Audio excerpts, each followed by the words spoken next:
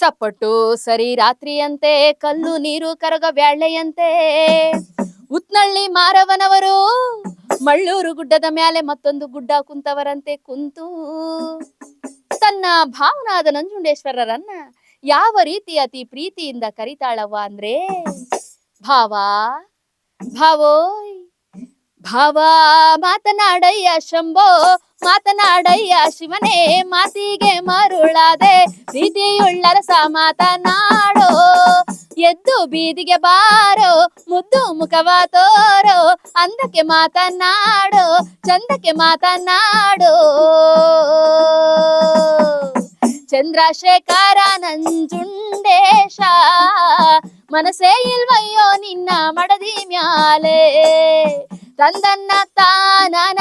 ತಂದನಾನಿ ತಾನನ